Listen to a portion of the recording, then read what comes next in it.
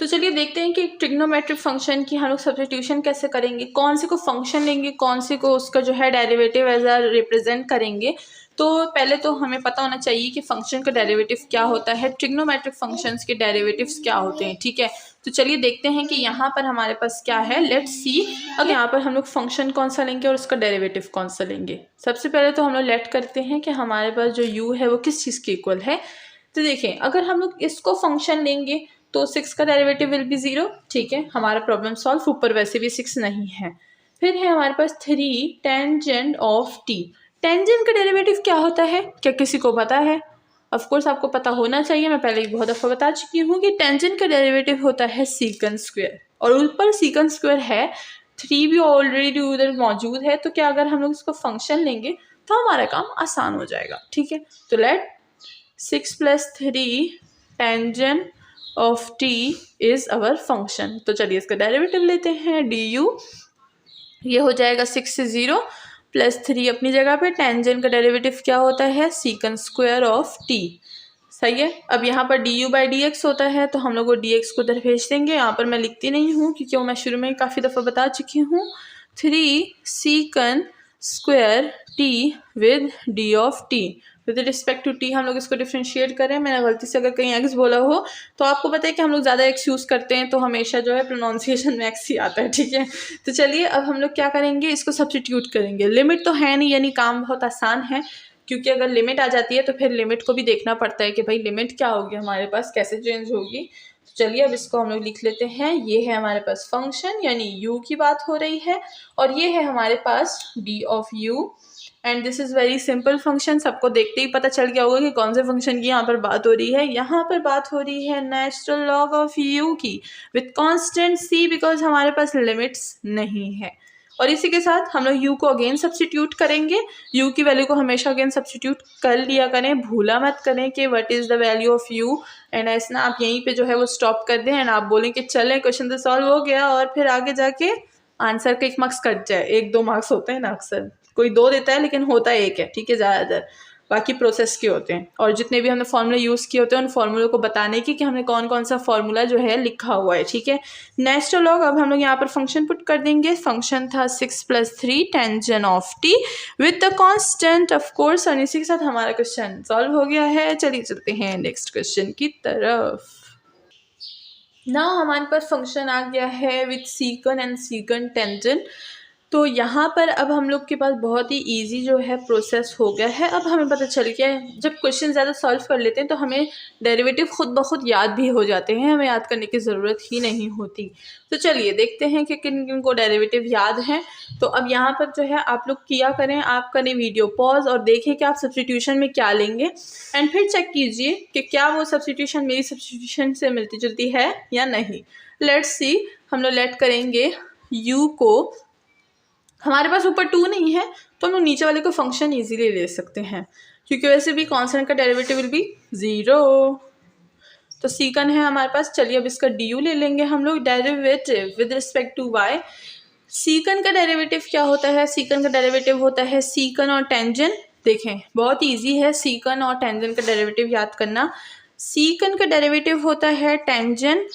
ठीक है, टेंजेंट और सीकन, x मैं यहाँ पे लिखूंगी। ठीक है, और इस सीकन को अगर हम लोग यहीं पे ले आए तो ये हो जाएगा secant square of x equal to tangent.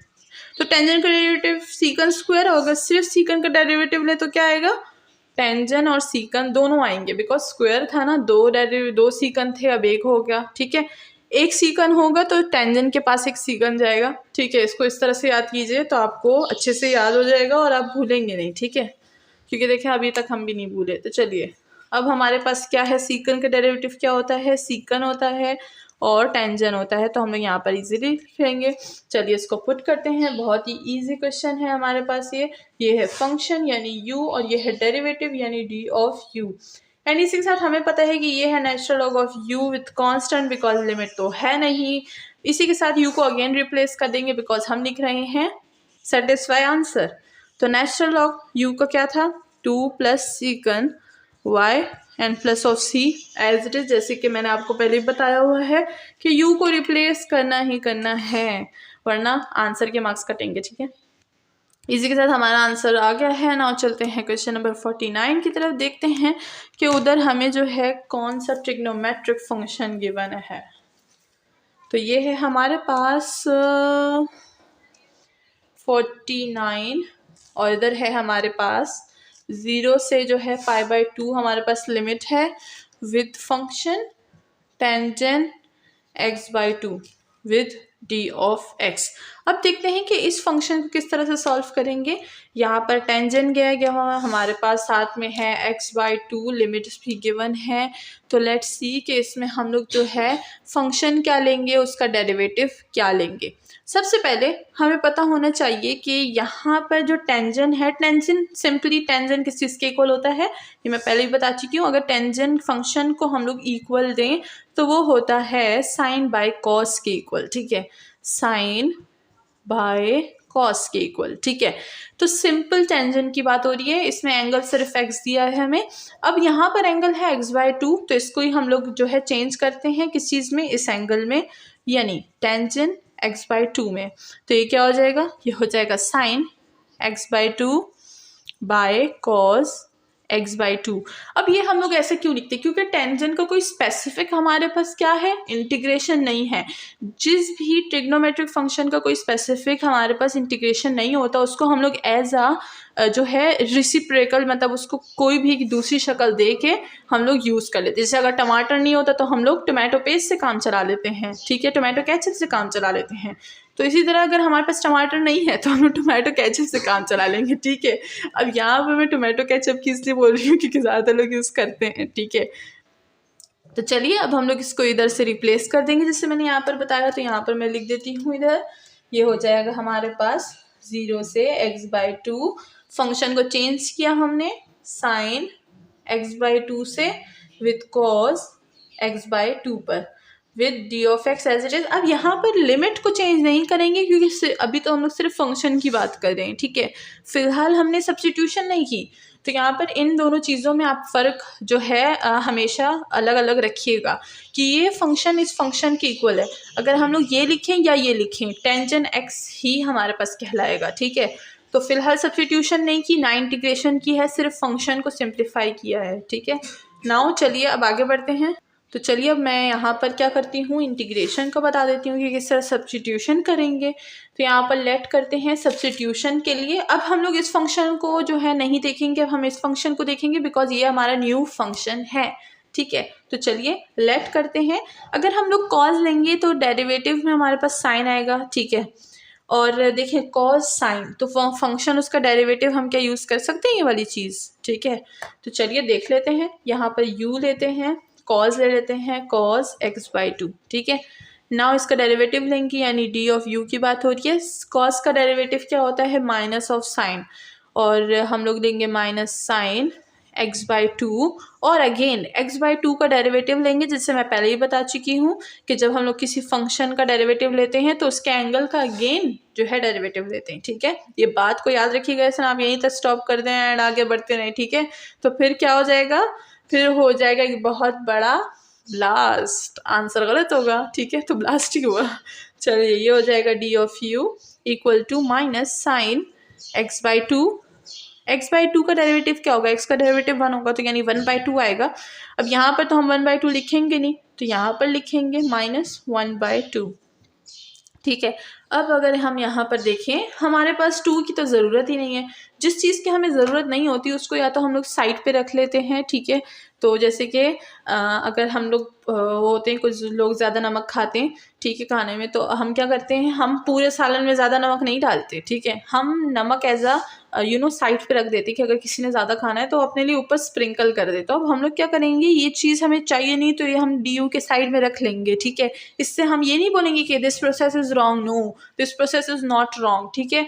तो हम लोग क्या करेंगे, इसको इधर ले आएंगे। अब हमें माइनस की भी ज़रूरत नहीं है, माइनस को भी ट्रांसफ़र कर देंगे। डिवीजन है यहाँ पर, -2du आ जाएगा एंड दिस होल फंक्शन जो कि है साइन x/2, ठीक है। तो इसी के साथ हमारे पास क्या हो गई, हमारे पास फंक्शन उसका डेरिवेटिव आ चुका है। अब क्या ये और ये फंक्शन सेम है, ये और ये फंक्शन भी सेम है, तो मतलब हमारा काम जो है वो बन गया है। तो चलिए अब इस काम को अंजाम देते हैं और आगे बढ़ते हैं। साइन की जगह हम क्या लगाएंगे, -2 को बाहर लगा लेंगे बिकॉज हमें पता है कि हम कांस्टेंट को जो है इंटीग्रेट नहीं कर सकते। तो ये हो जाएगा d of u by u. सही। अब हमने लिमिट तो चेंज नहीं की, तो चलिए अब लिमिट चेंज करें। तो चलिए उसके लिए मैं क्या करूँगी, ये वाला प्रोसेस हटाऊंगी बिकॉज हमें तो सारी लिमिट को यू में चेंज करना है। तो इसको हटा देते हैं। आप वीडियो पॉज करके इसको लिख लीजिए, ठीक है। तो यहाँ पर है हमारे पास x इक्वल टू सबसे पहले 0। तो u में अगर हम लोग cos 0/2 लेंगे तो हमें क्या देगा लिमिट, cos 0/2 है वो हमें देगा 0। तो cos 0 हमें क्या देता है, 1 देता है। तो यहाँ पर हमारे पास लिमिट 1 हो जाएगी, u इक्वल टू 1, ठीक है। अब हम लोग पुट करेंगे x इक्वल टू x/2। ये x/2 है कि π/2 है, π/2, π/2। तो π/2 पुट करेंगे, ठीक है, π/2। और हमें पता है कि u is equal to cos π/2, π/2 क्या हो जाएगा, 4 हो जाएगा, ठीक है। तो π/4 हमें क्या देगा, ये देगा हमें 1/√2, ठीक है। तो हमारे पास यहाँ पर 1/√2 जो है वो लिमिट आ गई है, ठीक है। नाउ आगे बढ़ते हैं और देखते हैं कि इस लिमिट को किस तरह से जो है हम लोग पुट करने वाले हैं। तो चलिए इसको भी अब मैं हटा देती हूँ अगेन। ये हो जाएगा हमारे पास -2 और ये u ऊपर आ जाएगा या फिर नीचे फंक्शन ऊपर उसका डेरिवेटिव, तो नेचुरल लॉग ऑफ u आ जाएगा, ठीक है। साथ में लिमिट 1 और 1/√2 एज इट इज। चलिए अब इसमें लिमिट पुट कर देते हैं, यहाँ पर करते हैं। ये हो जाएगा -2, वो कॉमन ले लेंगे हम लोग, ठीक है। और अब हम लोग ब्रैकेट लगा लेंगे ताकि फंक्शन में लिमिट पुट करें तो -2 विल बी कॉमन, सही है। तो ये हो जाएगा हमारे पास natural log 1/√2 minus natural log of 1। और हमें पता है कि नेचुरल लॉग ऑफ 1 हमें क्या देता है, वो देता है हमें 0। सो यहाँ पर हमारे पास क्या रह गया, हमारे पास रह गया माइनस नेचुरल लॉग 1/√2, ठीक है। तो ये हो जाएगा माइनस नेचुरल लॉग 1/√2। अब यहाँ पर जो है हमारे पास सिंपली ये आंसर नहीं हो जाता, हमने इसको सिंप्लीफाई करना है। How to simplify this, let's see. इसको मैं हटा देती हूँ यहाँ पे, ठीक है, ताकि जो है फिर कंफ्यूजन ना हो। यहाँ पे 1-2 स्टेप्स करते हैं। अच्छा, यहाँ पर हमारे पास है -2 will be as it is natural log. ये जो है हमारे पास डिवीजन में है, इसको ऊपर ले आएंगे तो ये हो जाएगा 2 की पावर -1/2। अब यहाँ पर नेचुरल लॉग की प्रॉपर्टी में जो पावर प्रॉपर्टी है वी विल यूज दैट।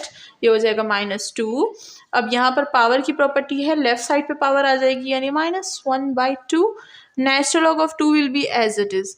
2 और 2 कैंसिल, माइनस माइनस कैंसिल, हमारे पास सिंपली आंसर आ गया नेचुरल लॉग ऑफ 2। तो देखिए इस तरह से हम लोग जो है most simplify answer is this, and with step by step सारे स्टेप जो हाँ आपको क्लियर होने चाहिए। आपको सारी पावर्स के बारे में पता होना चाहिए और भूलिएगा मत कि हम लोग हमेशा जो है नेचुरल लॉग को सिंप्लीफाई आंसर में ही लिखते हैं।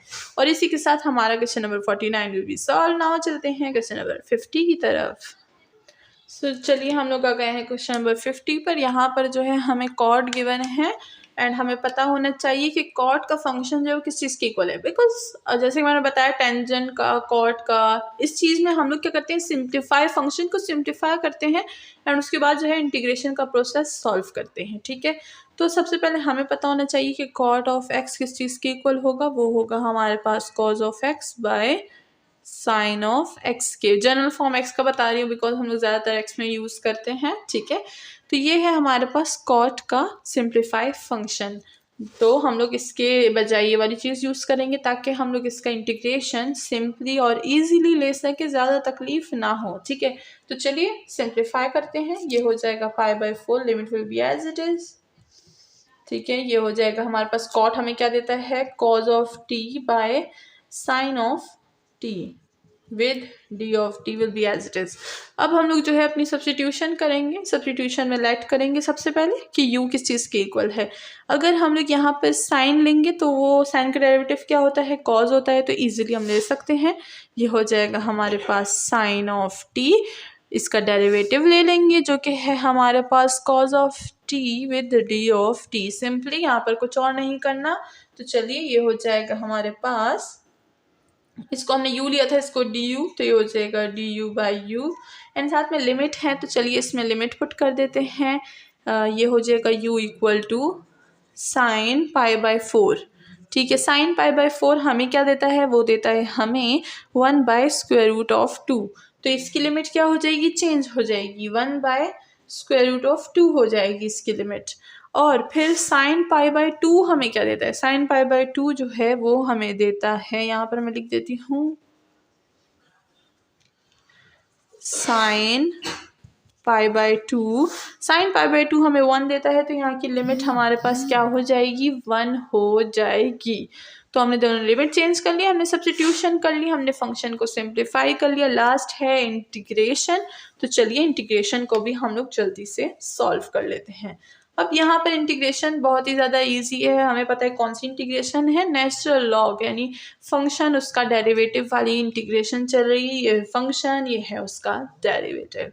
तो हम लोग क्या यूज़ करेंगे, natural log of u use करेंगे विद लिमिट 1/√2 एंड 1। ठीक है, नाउ चलिए यहाँ पर लिमिट पुट कर देते हैं हम लोग, ये हो जाएगा नेचुरल लॉग, u की जगह क्या हो जाएगा 1, natural log of 1 minus natural log 1/√2।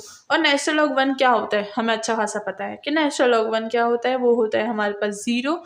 तो हमारे पास बचेगा माइनस नेचुरल लॉग 1/√2। ठीक है, और ये हो गया हमारे पास आंसर। और इसको मज़ीद सिंप्लीफाई करेंगे तो किस तरह से करेंगे, यहाँ पर हो जाएगा हमारे पास माइनस नेचुरल लॉग, ये फिर से ऊपर आ जाएगा जैसे पिछले क्वेश्चन में आया था, 2 की पावर 1/2 माइनस 1/2, माइनस 1/2 इधर आ जाएगा हमारे पास, इसको मैं ज़रा यहाँ पर हटा देती हूँ। ठीक है, तो ये क्या हो जाएगा माइनस और माइनस 1/2 नेचुरल लॉग, ये हो जाएगा 2। अब ये जो माइनस है और ये माइनस है, ये क्या हो जाएगा, कैंसिल आउट हो जाएगा। इसको हम लिख सकते हैं 1/2 नेचुरल लॉग ऑफ 2, और इसको हम लोग ऐसे भी लिख सकते हैं जैसे कि नेचुरल लॉग, ठीक है, और ये पावर पे फिर से चला जाएगा, तो ये हो जाएगा √2। तो इसमें से आप कोई भी आंसर लिख सकते हैं, answer will be correct. Now चलते हैं क्वेश्चन नंबर 51 की तरफ।